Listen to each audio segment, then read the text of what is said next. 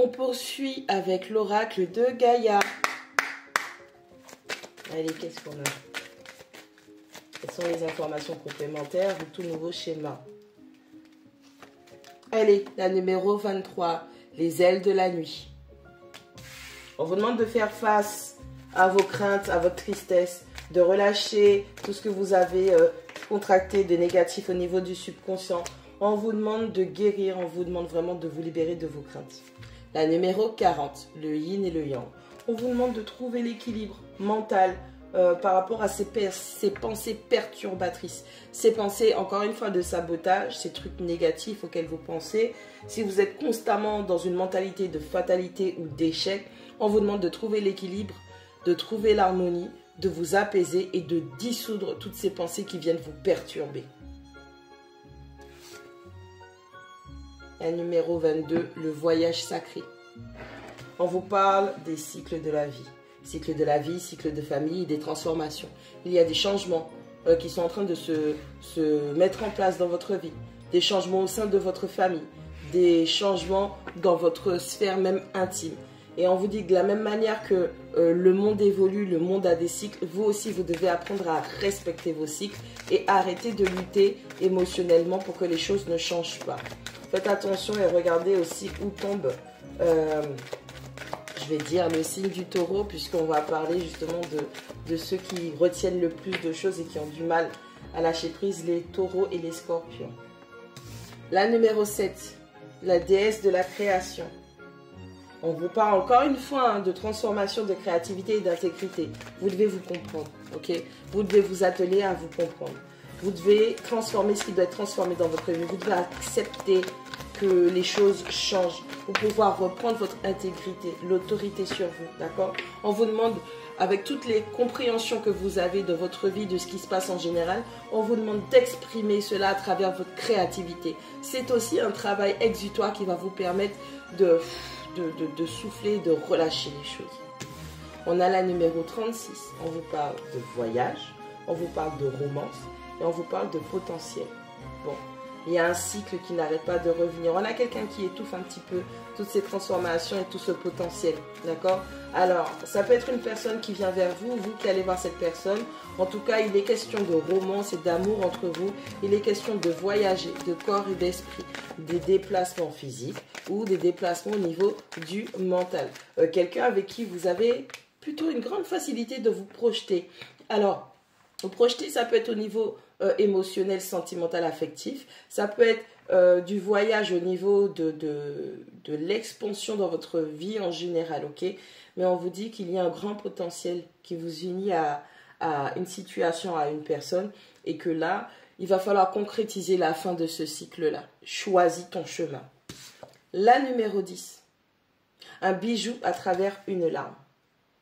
De l'appréciation, une reconnexion spirituelle et émotionnelle. Il faut voir les gens, il faut voir la situation telle qu'elle est. Ok?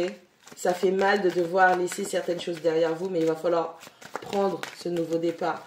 Il y a un nouveau départ qui n'arrête pas de toquer à votre porte. C'est vous qui n'arrivez pas à lâcher le passé. Laisse ton passé au passé. Utilise simplement ton bagage du passé pour ne pas plutôt réitérer les mêmes erreurs. Pour pouvoir enfin avoir cette sagesse et cette compréhension de toi, de la vie. Mais laisse ton passé au passé. La numéro 8, l'attachement. Bon, on a beaucoup de blocages. On a énormément de blocages. On parle de lâcher prise, de restriction et de peur. Ça fait longtemps, vous avez vu qu'il faut lâcher prise et que des choses sont en train de se terminer. Il va falloir lâcher prise sur vos peurs parce que vous vous auto-alimentez de vos propres craintes. Et si certaines choses viennent se concrétiser et confirmer vos craintes, c'est pas simplement, c'est pas Dieu qui vous montre, c'est vous qui voulez impérativement vous mettre dans cette situation. D'accord? Avec la numéro 30, on parle de l'arbre flamme. Encore une fois, on vous parle d'un nouveau départ. Quelque chose de nouveau commence. La numéro 30 dans la 3D. D'accord? Le truc, il a...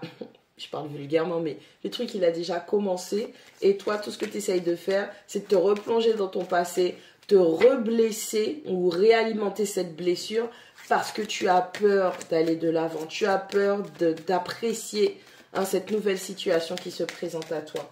Tu vois le potentiel, tu vois ce que tu pourrais concrétiser, tu vois comment tu pourrais manifester les choses concrètement dans ta vie, mais tu as tellement peur d'aller de l'avant que tu ne fais que reblesser le vieux bobo.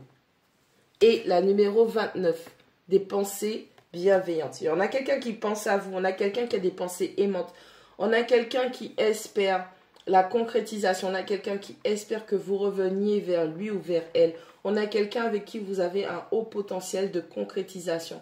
Mais encore une fois, vous êtes dans le sabotage et vous n'arrêtez pas de vous faire des piqûres de rappel. C'est comme si vous avez une plaie qui commence à cicatriser et vous avez l'impression que c'est un rêve, c'est une illusion. N'arrêtez pas de refaire saigner la plaie. C'est exactement ça. Sauf que tout vous montre qu'il est temps d'arrêter de faire ça et il faut aller de l'avant. On a quelqu'un qui a vraiment peur de son propre potentiel.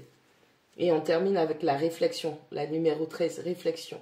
L'illusion, l'auto-examination, donc l'introspection et les distorsions.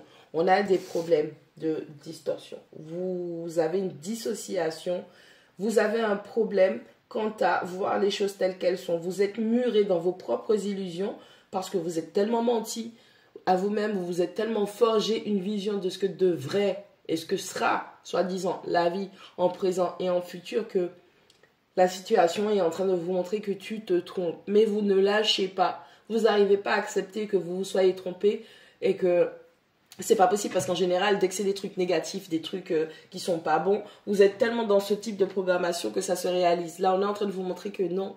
En fait, c'est toi qui envenime la situation. C'est toi qui, on va dire, qui pollue, qui salit le truc. On te demande juste de lâcher prise sur tes peurs, sur tes craintes et ta mauvaise vision des choses. Et tout va bien. Avance pas à pas, avance à ton rythme. Mais là, tu te mens à toi-même encore une fois.